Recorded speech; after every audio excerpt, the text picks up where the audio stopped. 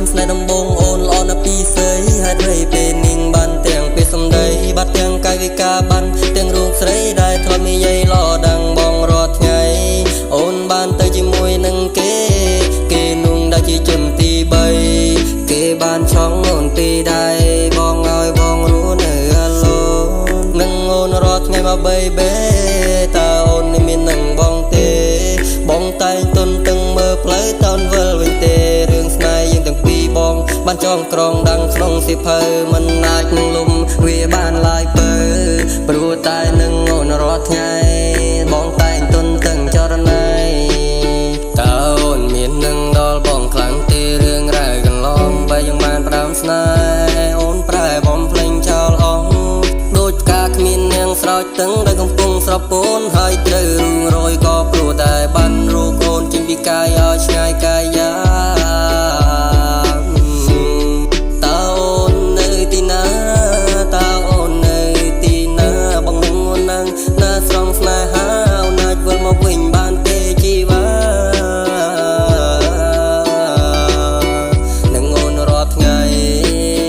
នឹងអូនរាល់ថ្ងៃយប់ឡើងគេស្រមៃឃើញថាយើងនៅក្បែរគ្នារាល់ថ្ងៃអូននៅល្អណាស់លឹងគេនៅលើផែនដី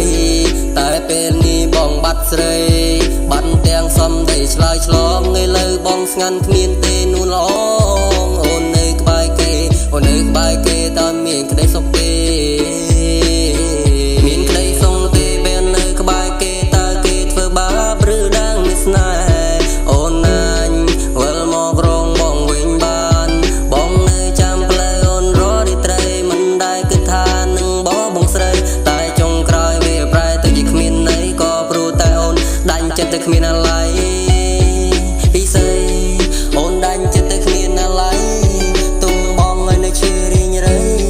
តែពេលនេះបងគិនច្បាស់ហើយថាមិនចង់បានអូនមកខ្វាយកាយទៀនឡើយព្រោះថារូបបងឈឺចាំឆ្អែតហើយឈឺចាំឆ្អែតហើយត្រង់ពេលកន្លងបងតែងគេងមកមើលគេងចាំផ្លូវអូនរាល់ថ្ងៃនៅអូនណាយតែចុងក្រោយបងឈឺអត់ស្បាយបេះដូងបងឥឡូវកំពុងតែមានស្នាមដេកជាច្រើនបំណាំងវាប៉ះជាច្រើនធ្នេមិនដឹងធ្វើយ៉ាងណាទេទើបអាចនឹងជាសះស្បើយ